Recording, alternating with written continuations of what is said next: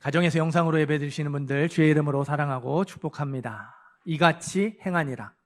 이같이 행하니라 제목으로 말씀 전하겠습니다. 오늘 말씀은요, 여리고성이 무너진 이야기죠. 우리가 잘 알고 있는 이야기입니다.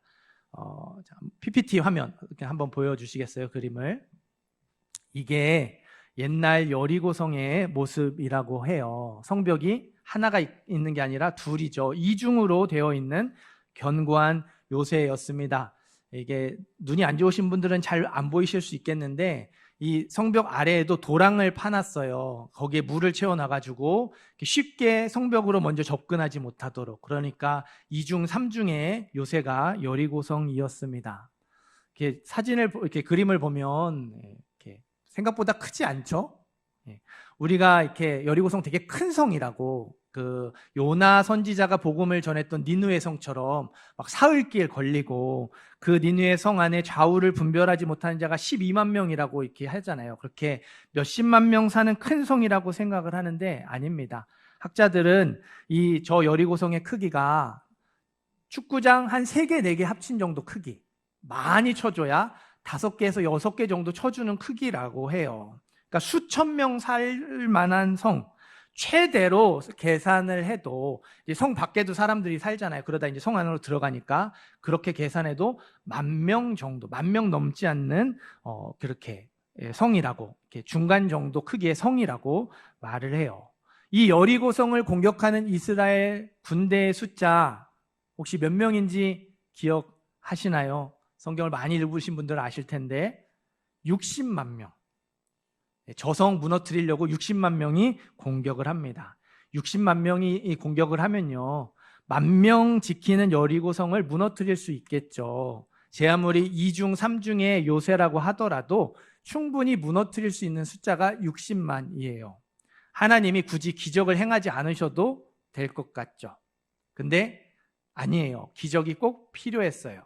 자, 우리 다음 그림 보여주시겠어요? 2중, 3중의 벽이 저렇게 되어 있는 거예요. 여리고성이 이렇게 언덕, 저기 14m 위쪽, 평지보다 14m 위쪽에 도시를 세웠는데요. 그 올라오는 경사면을 깎아가지고 옹벽을 세웠어요. 절벽처럼 아예 이렇게 축대를 세웠습니다. 그 위에 첫 번째 외벽을 세워요. 이 높이가 옹벽 5m, 성벽 7m, 12m. 그러니까 절벽처럼 12m가 쭉 올라와 있는 거예요. 그 외벽을 넘어가면 뒤쪽에 또다시 경사를 지게 만들어놨죠. 그리고 뒤에 내벽을 높게 세웠어요. 그러니까 숫자가 많다고 정복할 수 있는 게 아니에요. 하나 넘어뜨려도 또 올라가서 또 넘어뜨려야 되는. 그러니까 공성병기라고 하죠. 성을 무너뜨리는 무기 없이는 정복이 불가능한 성이 여리고성이었습니다. 1절에 보면 요단강 기적의 소식을 들은 여리고 왕과 군대가 성문을 굳게 걸어 잠궜죠. 나오지 않았어요. 이게 거북이가 위협을 느끼면 단단한 등껍질 아래 머리하고 이렇게 다리 쏙 들어가서 안 나오잖아요. 이렇게 아무리 때려도 이제 이렇게 못 부지게 이렇게 숨잖아요. 여리고 왕과 군대가 그렇게 저 튼튼한 성벽 위에 숨는 거예요. 뒤에 숨은 거예요. 한번 쳐들어올 테면 쳐들어와 봐라. 지들 힘 빠지다가 돌아가겠지, 지나가겠지 하면서 숨고 안 나오는 거죠. 또 이스라엘 군사 60만이라고 하지만 여러분, 그 60만 명 훈련된 군사가 아니잖아요. 저같이 막 이렇게 훈련도 제대로 못 받은 아저씨들이 오라고 하니까 다 모여가지고 이렇게 그냥 웃게 서 있는 거예요. 그냥 숫자만 많은 거예요. 못 무너뜨립니다. 여리고성을 정복하려면 하나님의 기적이 반드시 필요했어요. 자, 이제 화면 내려주셔도 되고요. 2절, 3절 말씀 한 번 더 읽을게요. 2절, 3절 읽습니다. 여호와께서 여호수아에게 이르시되, 보라, 내가 여리고와 그 왕과 용사들을 네 손에 넘겨주었으니 너희 모든 군사는 그 성을 둘러 성 주위를 매일 한 번씩 돌되 엿새 동안을 그리하라. 아멘. 내가 여리고와 그 왕과 용사들을 너의 손에 넘겨주었다. 하나님이 말씀하신 승리의 약속을 하셨는데 그 동사의 시제를 보세요. 넘겨줄 것이다. 미래형이 아니죠. 넘겨주겠다. 현재형도 아니에요. 넘겨주었다. 과거형입니다. 이미 승리했다는 거죠. 하나님이 여호수아에게요, 여리고성 전투 이미 승리했으니까 너는 내가 하라는 대로 하면 돼. 내가 하라는 대로 따라서 하면 그 승리 네 거가 될 거야. 너희 것이 될 거야. 말씀을 해주셨어요. 어떻게 여리고성을 정복해야 하는지 아주 자세하게 하나하나 명령을 내려주셨죠. 제가 이제 여기 오기 전에 다른 교회에서 영유아부 사역을 할 때 아이들과 함께 불렀던 찬양 가사가 있어요. 창도 아니요, 칼도 아니요, 여호수아에게 말씀하시길 하루 이틀 엿새 동안은 아무 말도 하지 말고 한 번 돌아라. 7일째는 7번을 돌고 나팔 소리 맞춰 큰 소리로 외쳐라. 그러면 이제 그 3살, 4살 꼬맹이들이 이제 이것만 기다리거든요. 우와! 소리를 질러요. 이제 이렇게 그게 포인트예요. 우와! 그러면 이제 그 다음에 여리고성 그대로 무너졌다네, 이런 찬양이거든요. 그러니까 명령이 그 찬양 가사 그대로 있는 거예요. 여리고성을 정복할 수 있는 방법, 아무 말도 하지 않고 한 바퀴 엿새 동안 돌고 7일째는 7번 돌고 나팔 소리에 맞춰서 큰 소리로 우와 외치면 이미 승리한 싸움 내 거가 된다고, 우리 거가 된다고 말씀하시는 거예요. 이전까지 하나님의 명령, 우리가 여호수아 계속 살펴보고 있는데 하나님이 기적들을 행하시죠. 이전까지 하나님의 명령은요, 그래도 연결이 됩니다. 연결돼요. 요단강의 기적 행할 때 하나님이 제사장들에게 언약궤를 메고 요단강에 들어가라고 하셨죠. 한강처럼 불어난 강물을 먼저 멈춰주지 않으셨어요. 언약궤를 맨 제사장들의 발이 풍덩 물에 빠졌을 때 바로 앞도 아니고 30km 위쪽에서 강물을 멈춰주셨죠. 물에 빠지는 순종을 통해서 물이 멈추는 기적을 나타내셨어요. 순종과 하나님의 역사, 기적이 연결이 돼요. 관련이 있죠. 요단강을 건너왔어요. 이스라엘의 사기가 오를 대로 올랐죠. 가나안의 사기가 떨어질 대로 떨어졌어요. 거기서 하나님이 다시 할례를 행하라, 다시 유월절을 지켜라. 승리할 수 있는 좋은 기회보다, 성공할 수 있는 길보다 하나님 백성으로 사는 길을 선택하라고 명령을 하셨죠. 결단하라고 명령을 하셨어요. 하나님 백성의 삶을 선택하고 순종했던 이스라엘에게 죄의 수치, 불순종의 수치가 떠나가게 하셨죠. 순종하라는 명령과 하나님 백성으로 살아가는 삶의 복이 또 연결이 돼요. 하나님의 선언이 순종과 연결이 됩니다. 그러나 매일 한 번씩 돌되 엿새 동안을 그리하라. 7째 날 7번 돌고 제사장들은 나팔을 불 것이며 백성은 다 큰 소리로 외쳐 부를 것이라. 여러분, 성을 정복하는 것과 성을 한 바퀴 빙 도는 것, 무슨 관계가 있을까요? 성을 정복하는 것과 나팔 불고 크게 우와 소리 지르는 것과 무슨 관계가 있을까요? 없어요. 이번에 명령하신 하나님의 명령은 여리고성을 정복하는 것과 연결을 해보려고 해도 연결이 안 돼요. 매치가 되지 않습니다. 앞에서 여리고성 크기가 많아야 커야 축구장 5개, 6개 정도 된다고 말씀을 드렸죠. 여리고성을 공격하는 이스라엘 군대가 60만 명이라고 말씀을 드렸어요. 60만 명이, 그 많은 사람들이 축구장 5개, 6개 합쳐놓은 그 성을 한 바퀴 돈다고 생각을 해보세요. 한 바퀴 도는데요, 1시간이면 충분할 거예요. 맨 앞에 있는 군사들이 한 바퀴 다 돌았을 때요, 맨 뒤에 있는 군사들은 아직 출발도 못했을지도 몰라요. 인원이 너무 많으니까. 60만 명이면요, 축구장 5개, 6개 정도 되는 여리고성을요, 몇 겹으로 포위하고도 남아요. 그만큼 인원이 많죠. 차라리 여리고성 3겹, 4겹 포기하고서는 큰 소리로 하나님 약속해 주셨잖아요. 승리를 너에게 줬다. 그 약속을 선포하라고 하시던가, 아니면 하나님의 그 크신 능력, 위엄을 나타내기 위해서 발을 맞춰서 굴을 놔두고 하던가, 뭔가 하나님의 약속 아니면 전쟁과 관련된 행동을 하면 좋겠는데요, 1시간 정도 걸려서 한 바퀴 돌고 끝이에요. 나머지 시간은 들어와서 쉬래요. 쉬다가 잘합니다. 이게 무슨 전쟁에 대한 명령이에요. 하나님이 이렇게 하면 승리할 수 있다고 명령을 하셨는데 따르면서도 이게 맞나? 이렇게 해도 되나? 이렇게 하면 진짜 승리할 수 있나? 생각이 들 수밖에 없죠. 아무리 생각을 해봐도요, 하나님의 명령이요, 진짜 생뚱맞은 거예요. 이해가 안 되는 거죠. 연결이 안 되는 거죠. 자, 14절, 15절 읽어볼게요. 14절, 15절 읽습니다. 그 둘째 날에도 그 성을 한 번 돌고 진영으로 돌아오니라. 엿새 동안을 이같이 행하니라. 일곱째 날 새벽에 그들이 일찍이 일어나서 전과 같은 방식으로 그 성을 7번 도니 그 성을 7번 돌기는 그날뿐이었더라. 아멘. 오늘 설교 제목이죠. 이같이 행하니라. 한번 따라해 보시겠어요? 이같이 행하니라. 네. 여호수아와 이스라엘이 하나님이 명령하신 그대로 했어요. 하나님 말씀하셨으니까 이해는 안 되는데 이렇게 해도 되나 싶은데 했어요. 첫째 날 한 바퀴 돌고 와가지고 쉬다가 잤습니다. 둘째 날도 한 바퀴 돌고 와서 쉬다가 푹 잤어요. 엿새 동안 한 바퀴씩 돌고 와서 쉬다가 푹 잤어요. 전에 뭐 할 거 없잖아요. 1시간 돌고 나머지는 그냥 이렇게 쉬다가 자는 거예요. 하나님 말씀에 완벽하게 순종을 했습니다. 드디어 7째 날 새벽 일찍 일어났죠. 하나님이 명령하신 대로 7바퀴 돌았어요. 하나님이 명령하신 대로 제사장들이 나팔을 7번 불었습니다. 7번째 나팔 소리가 들릴 때 여호수아가 큰 소리로 외칩니다. 여호와께서 너희에게 이 성을 주셨느니라. 가자 돌격. 이렇게 가요. 외쳐요. 저희가 여호수아 6장을 다 읽지 않았죠. 16절까지 읽었어요. 여호수아가 외치는 그 장면, 가자, 앞으로 가자 외치는 그 장면에서 오늘 말씀이 끝나요. 여러분, 여호수아가 큰 소리로 외칠 때, 하나님이 이 성을 주셨다, 가자 외칠 때 여리고성이 어떤 상태였을까요? 어떤 상태였을까요? 아무 일도 일어나지 않았어요. 성벽에 있는 돌 하나 무너지지 않았고요. 작은 실금조차 나지 않았습니다. 멀쩡했어요.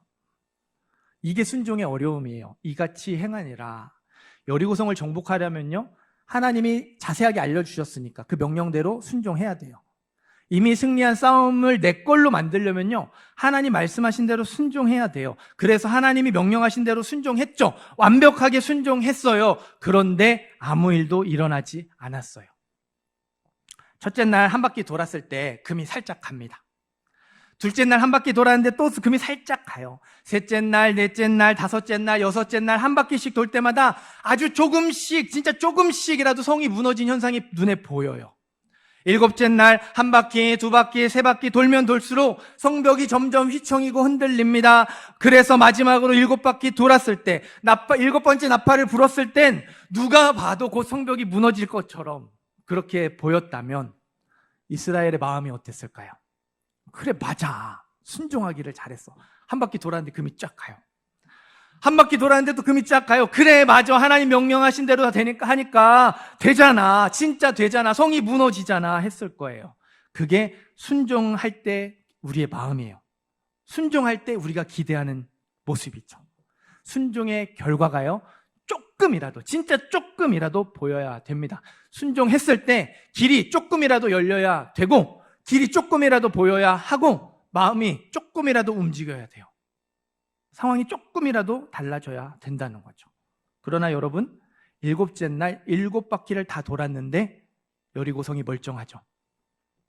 제사장이 7번째 나팔을 불었는데 여리고성이 멀쩡합니다. 여호수아가 여호와께서 너희에게 이 성을 주셨느니라 가자 외치는데도 여리고성은 멀쩡해요. 돌 하나 떨어지지 않아요. 카센터를 운영하는 한 형제가 있었어요.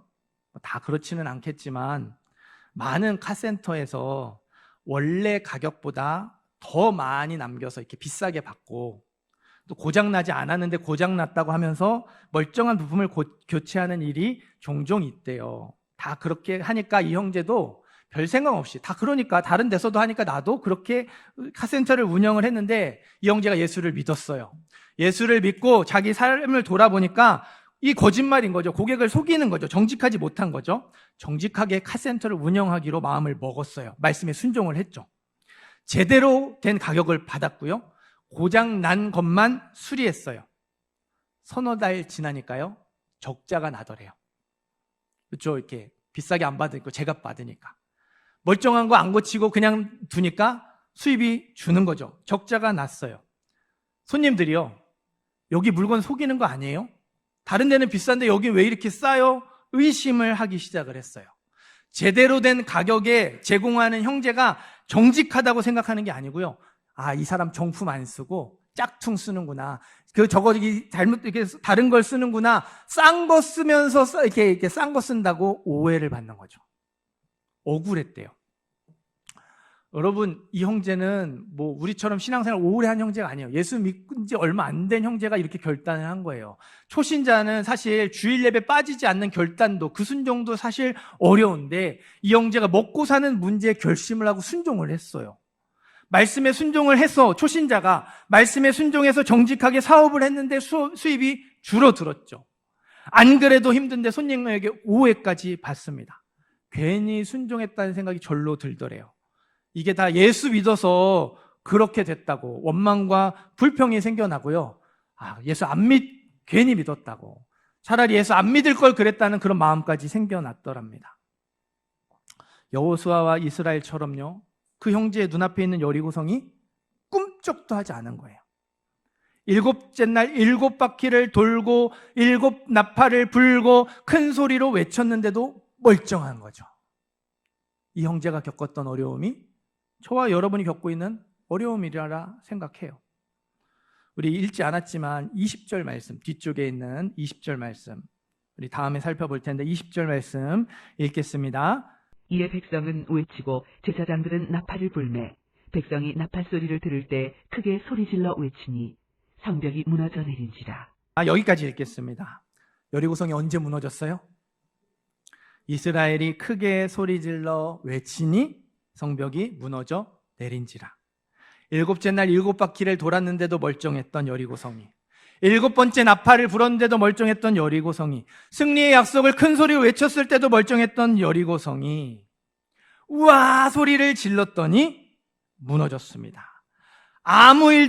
순종했는데 아무 일도 일어나지 않고, 순종했는데 여리고성이 멀쩡했는데도 끝까지 순종을 했죠. 그럼에도 불구하고 순종을 했어요. 와, 크게 소리를 질렀어요. 그랬더니 멀쩡했던 여리고성이 한순간에 무너졌죠. 갑자기 와르르 무너져 내렸어요. 여호수아와 이스라엘이요, 하나님 명령하신 대로 99.99% 순종을 했는데 아무 일도 일어나지 않았다고 여호수아가 큰 소리로 외쳤어요. 99.99%까지 순종을 했죠. 근데 아무 일도 일어나지 않으니까 아닌가 보다. 자, 뒤로 후퇴 멈췄다면, 남은 0.01%를 순종하지 않았다면 아마 여리고성이 절대로 무너지지 않았을 거예요. 평화의 기도문으로 유명한 프란체스코 수도사의 이야기예요. 프란체스코에게 두 청년이 찾아옵니다. 수도사가 되고 싶은데 이제 프란체스코의 제자가 되기를 원한다는 거예요. 마침 이 프란체스코가 밭에서 배추 심는데 이 청년들이 찾아왔어요. 청년들에게 이 배추 모종 심는 일을 맡기면서 자리를 비웁니다. 근데 한 가지 이상하게 명령을 내렸어요. 배추 모종을 거꾸로 심으라고. 뿌리를 하늘로 하고 줄기를 땅으로 두게 해서 심으라고, 거꾸로 심으라고 명령을 내렸어요. 한 청년이요, 이게 말이 안 되잖아요. 제대로 심었습니다. 뭐 잘못 말씀하셨겠지. 똑바로 뿌리대로 심었어요. 한 청년은요, 연신 고개를 갸우뚱거리면서 이거 맞나? 이렇게 해야 되나? 그런데 어쨌든 거꾸로 계속 심었어요. 잠시 후에 프란체스코가 돌아왔어요. 제대로 심은 청년은 집으로 돌아가라고 했습니다. 거꾸로 심은 청년은 수도사로 입문을 하고 제자로 받아줬어요. 프란체스코가 명령을 내린 건요, 농사 잘하는 사람 뽑으려는 게 아니거든요. 수도사가 되고 싶다고 했잖아요. 제자가 되고 싶다고 했잖아요. 그러니까 이상한 명령, 비록 어리석게 보이고 말도 안 되는 명령이지만 이거를 순종하는지 순종하지 않는지, 그대로 하는지 그대로 따라하지 않는지를 테스트하기 위해서 명령을 내린 거거든요. 그 테스트를 통과한 사람은 청년은 제자가 되고, 통과하지 못한 사람, 이해가 되지 않는다고 자기 생각대로 한 청년은 돌아가게 된 거예요. 여러분, 이렇게 말씀드릴 수밖에 없어서 정말 죄송한데요, 99.99% 순종했더라도요, 남은 0.01%를 순종하지 않으면요, 그건 불순종이에요. 100% 순종이 아니면 불순종입니다. 한번 순종하기로 결단을 했죠? 그럼 그 길을 끝까지 가는 게 순종이에요. 중간에 힘들다고 멈추거나 포기하면 안 돼요. 중간에 멈추고 포기하고 다른 길로 가는 것, 그게 바로 불순종입니다. 99.99%의 순종이 불순종이고 끝까지 가지 않는 게 불순종이에요. 하나님은 저와 여러분에게 순종을 원하세요. 99.99%의 순종이 아니라 100%의 순종을 원하시고요. 중간에 멈추고 주저앉는 순종이 아니라 끝까지 가는 순종, 완주하는 순종을 원하세요. 우리가 순종했는데 왜 아무 일도 일어나지 않을까요? 우리가 순종했는데 왜 우리 눈앞에 있는 여리고성이 여전히 멀쩡하게 있을까요? 아직 100% 순종을 못했기 때문일 수 있어요. 아직 끝까지 순종하지 못했기 때문일 수 있습니다. 사랑하는 성도 여러분, 저와 여러분에게 있는 여리고성은 무엇입니까? 하나님 말씀에 순종했는데도 그 여리고성이 멀쩡하게 있습니까? 100% 순종을 하셨는지, 끝까지 순종을 하셨는지 돌아보시기를 바라요. 중간에 힘들다고 멈추거나 포기한 자리는 없는지, 끝까지 그 길을 가지 않고 다른 길로 가고 있지는 않은지 돌아보시기를 바라요. 하나님 말씀에 100% 순종하는 저와 여러분이 되기를 간절히 소망합니다. 하나님 말씀에 순종하되 끝까지 순종하는 모든 성도님들 되시기를 간절히 소망합니다. 우리 8절 9절도 한 번 더 읽어볼게요. 8절 9절이 있습니다. 여호수아가 백성에게 이르기를 마침에 제사장 7은 양각 나팔 7을 잡고 여호와 앞에서 나아가며 나팔을 불고 여호와의 언약궤는 그 뒤를 따르며 그 무장한 자들은 나팔 부는 제사장들 앞에서 행진하며 후군은 그의 뒤를 따르고 제사장들은 나팔을 불며 행진하더라. 아멘. 우리가 어떻게 하면 100%의 순종을 할 수 있을까요? 어떻게 하면 중간에 멈추거나 포기하거나 다른 길로 가지 않고 끝까지 그 믿음의 길을 완주할 수 있을까요? 끝까지 순종할 수 있을까요? 하나님이 여리고성을 돌라고 하신 명령을 자세히 살펴보시기를 바라요. 거기서 우리가 답을 찾았으면 좋겠어요. 맨 앞에 무장한 자들이 서죠. 아마 그 요단 동편에 정착한 지파의 군사들, 그래서 남자들만 무장하고 온 이 군사들을 무장한 자들이라고 말하는 것 같아요. 그 뒤에 나팔 부는 제사장들이 서고요. 그 뒤에 언약궤가 서죠. 맨 뒤에 후군, 나머지 지파의 군사들이 섰어요.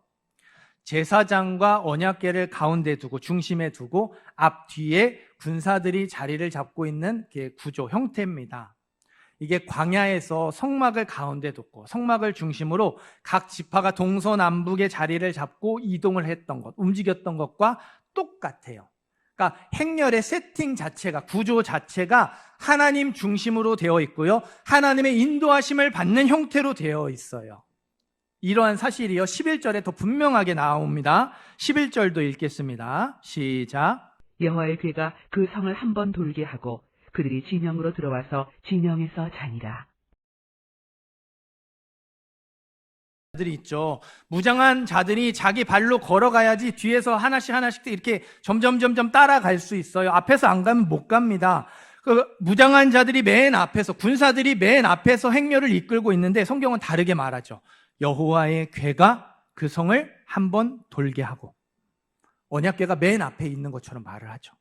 마치 언약궤가 맨 앞에서 모든 군사들, 이 행렬을 이끄는 것처럼 그렇게 말을 해요. 우리가 어떻게 하면 100% 순종할 수 있을까요? 우리가 어떻게 하면 중간에 포기하지 않고 끝까지 순종할 수 있을까요? 여리고성을 돌던 행렬처럼요, 우리 중심에 하나님이 있어야 돼요. 내 중심이 아니라 하나님 중심이 되어야 합니다. 하나님 중심이 되어야 100% 순종할 수 있고요. 하나님 중심이 되어야 끝까지 순종할 수 있어요. 창세기 4장을 보면 나 중심, 자기 중심으로 똘똘 뭉쳐있는 사람 가인이 나와요. 하나님이 가인의 제사를 안 받으시고 아벨의 제사만 받으시죠. 가인의 삶이 올바르지 못해서 가인의 제사를 안 받으셨어요. 하나님이 그래서 네가 잘 못 살고 거룩하게 살지 않아서 너의 제사 안 받은 거야 가르쳐 주셨어요. 화내지 말고 억울해하지 말고 죄짓지 마라 경고하셨어요. 근데요, 가인이 하나님의 경고를 무시하고 아벨을 죽이죠. 죄 때문에 하나님이 내 제사 안 받았다는 거예요. 죄만 없었으면 하나님이 내 제사 받으셨을 텐데 남 탓만 하고 있어요. 자기 잘못 생각하지 않고. 하나님이 아벨이 어딨냐고 가인에게 물으시죠. 내가 아우를 지키는 자니까. 도리어 하나님께 화내요. 동생을 죽여놓고도요, 화가 안 풀렸어요. 억울하다는 거죠. 하나님께 여전히 그 마음을 풀고 있어요. 내 탓은 하지 않고 오로지 남 탓만 하고 있죠. 하나님이 아벨을 죽인 것에 대해서 가인에게 벌을 내리셔요. 그러니까 한다는 말이요, 내 죄벌이 지기가 무거우니이다. 네가 아벨 죽였잖아. 그러니까 내가 이런 벌을 내릴 거야 했을 때, 하나님 잘못했습니다. 내가 잘못했어요. 죄를 인정하고 회개하는 게 아니고, 내 죄벌이 무겁습니다. 그거 너무 무거워요. 뭐예요? 벌 받기 싫다는 거죠. 하나님의 징계가 무거워서 그 벌 받으면 나는 어떻게 살아요? 여전히 자기 잘못은 생각하지 않고 나만 생각해요. 내 앞길만 생각하고 내 살아갈 것만 생각하죠. 나로 뭉쳐있는 사람이 가인입니다. 그게 죄의 모습이래요. 저와 여러분이 100% 순종하지 못하는 이유, 저와 여러분이 하나님 말씀에 그대로 순종하기 어려워하는 이유, 믿음으로 살 수 없다고 말하는 이유, 하나님 말씀에 이런저런 토를 다는 이유, 다 내가 중심에 있어서 그래요. 모든 상황을 내 중심으로 보고요, 모든 계획의 중심에 내가 있어요. 모든 일의 중심에 내가 잘 되는 것, 내가 원하는 것이 있어요. 나 중심입니다. 하나님 중심이 아니라 내가 중심이에요. 내가 삶의 주인이 되어서 나를 위해 살아가니까 하나님 말씀에 100% 순종하기 어려운 거예요. 20%만 순종하게 되고 50%만 순종하게 되고 진짜 큰 맘 먹어서 99% 순종해 드리는 거죠. 하지만 100%는 순종 못해요. 중심에 내가 있으니까. 내가 삶의 주인이고 내가 원하는 대로 나를 위해 살아가야 되니까 100%를 못 드리는 거죠. 하나님 이것만큼은 절대로 안 돼요. 하나님 이것만큼은 절대로 안 돼요. 이거 포기 못해요. 이거는 안 됩니다. 양보를 못하는 부분이 생겨요. 그 부분은 내가 중심이 되어 있는 한 절대로 내려놓지 못해요. 그러다 보니까 순종을 안 하는 건 아니에요. 순종을 하기는 합니다. 순종을 하는데 실제로 100%의 순종이 아니어서 불순종이 되고 마는 거예요. 내가 중심으로 살아가면요, 내가 생각했던 대로 되지 않았을 때, 내가 기대했던 대로 되지 않았을 때, 순종했음에도 불구하고 아무 일도 일어나지 않았을 때 100이면 100 중간에서 멈추거나 포기해요. 끝까지 순종하지 못하는 불순종이 되고 마는 거예요. 내 중심으로 믿는 믿음은요, 무엇을 믿는가 보다 믿어서 무엇을 얻을 수 있느냐가 더 중요해요. 다시 말씀드릴게요. 내 중심으로 믿는 믿음은요, 무엇을 믿느냐가 중요하지 않아요. 그걸 믿어서 나에게 어떤 유익이 있느냐, 그게 중요해요. 우리가 뭘 믿어요? 하나님이 나를 구원하기 위해서 하나밖에 없는 독생자 예수님을 내 죄 대신 십자가에 죽게 하셨다. 그래서 내가 예수를 믿고 영원한 생명을 얻게 되고 구원받아 천국 가게 되었다. 이 땅에서 하나님 자녀로 살게 되었다. 이걸 믿는 거잖아요. 근데요, 그 믿음을 통해서 나에게 뭐가 유익이 있냐? 나에게 뭐가 유익이 있냐? 이게 중요해지는 거예요. 내가 죽어 마땅한 내가, 내 죄 때문에 지옥에 가야 되는 내가 구원받았다라는 게 중요한 게 아니라 믿어서 그럼 나에게 뭐가 좋아졌냐? 그게 더 중요해진다는 거예요. 내 중심으로 믿는 믿음은요, 내 유익이 더 중요해요. 내 중심에서 하나님 중심으로 바뀌어야 합니다. 그래야 100% 순종할 수 있고요, 끝까지 순종할 수 있습니다. 그래도 나는 내 중심으로 살고 싶다는 분들이 계실지 모르겠어요. 하나님이 이렇게 100%의 순종을 요구하시는 이유, 끝까지 순종, 믿음의 길을 완주하는 순종을 요구하시는 이유, 이해하기 어렵다고 하시는 분들 계실지 모르겠습니다. 그런 분들에게 이 이야기가 한 가지 답이 되었으면 좋겠어요. 2차 세계대전 때 미군이 이제 전투기가 이렇게 갔다가 이렇게 잘 못 돌아오잖아요. 이렇게 싸우면. 그러니까 자꾸 격추하고 이렇게 일부만 돌아오고 못 돌아오고 하니까 이 전투기 격추율을 줄이려고 연구를 했어요. 살아 돌아온 전투기들의 이 탄 총알을 맞은 흔적을 분석을 했습니다. 날개, 몸통, 꼬리 순으로 총격을 많이 받았더라고요. 전문가들이 이 날개 부분, 몸통 부분, 꼬리 부분에 총알이 이렇게 뚫지 못하도록 방탄 이렇게 것으로 보강하면 되겠구나, 이렇게 계획을 세웠어요. 근데 한 통계학자가요, 가장 탄흔이 적은 부분, 조종석과 엔진 프로펠러 부분을 보강해야 한다고 주장을 하는 거예요. 여러분, 살아 돌아온 전투기는 덜 치명적인 부분에 총격을 받았어요.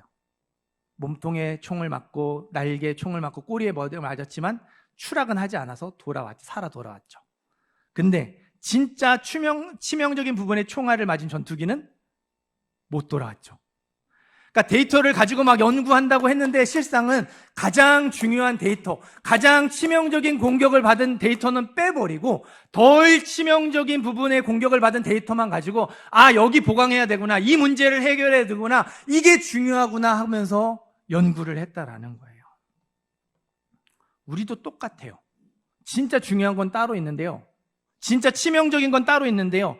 덜 중요한 것, 덜 치명적인 것만 보면서 이거 보강해야 돼, 이거 해결해야 돼, 이거 지켜야 돼, 이렇게 얘기하는 거죠. 여러분, 중요한 건요 잘 보이지 않아요? 그리고 우리의 눈은 어때요? 보고 싶은 것만 봅니다. 우리 눈이 보이는 걸 보는 것처럼 이렇게 다 보는 것처럼 생각하지만요, 아니에요. 보고 싶은 것만 봐요. 안 보고 싶은 건요 눈에 보이는데도 안 보여요. 못 봅니다. 그래서 우리의 생각이 어때요? 그 보고 싶은 것만 본 그대로 생각하고 판단하고 결정하죠. 계획해요. 이게 전부다. 이렇게 살아야 된다. 우리에게 중요한 게 뭘까요? 믿음이에요. 우리에게 제일 치명적인 게 뭘까요? 믿음을 잃어버리지 않는 거죠. 하나님이 우리에게 왜 100% 순종을 요구하실까요? 하나님 중심으로 살라고 요구하실까요? 끝까지 순종하라고 요구하실까요? 이 치명적인 부분. 맞으면 다시 돌아올 수 없는 이 치명적인 부분, 우리의 믿음을 지켜주시려고. 우리가 힘들어서 중간에 멈출 수 있어요. 포기할 수 있어요. 다른 길 갈 수 있습니다. 99.99% 순종하면서 남은 0.01%를 못 채울 수 있어요. 힘들어서. 우리가 연약하기 때문에. 그런데 우리의 이 믿음이 견고하게 보호를 받고 있다면 다시 돌아올 수 있잖아요. 덜 치명적인 부분에 총알을 맞고 힘들고 괴로워하더라도 다시 돌아올 수 있어요. 근데 고기를 맞으면 못 돌아오잖아요. 그래서 하나님이 우리에게 말씀하시는 거예요. 하나님 중심으로 살아라. 힘들어도 100% 순종을 해라. 끝까지 순종을 해라. 완주해라. 그래야 너희의 믿음이 안전하고 너희가 믿음을 지킬 수 있고 너희가 그렇게 믿음으로 살 수 있어 말씀하시는 거예요. 사랑하는 성도 여러분, 하나님이 저와 여러분에게 100% 순종을 요구하십니다. 끝까지 순종을 요구하세요. 그렇게 우리가 100% 순종했을 때, 끝까지 순종했을 때 저와 여러분의 눈앞에 있는 여리고성이 무너지는 역사 반드시 나타나게 될 줄 믿습니다. 100%의 순종, 100%의 결단으로 또 하나님 앞에 나아가는 우리 모든 성도님들 되시기를 주님의 이름으로 축원합니다.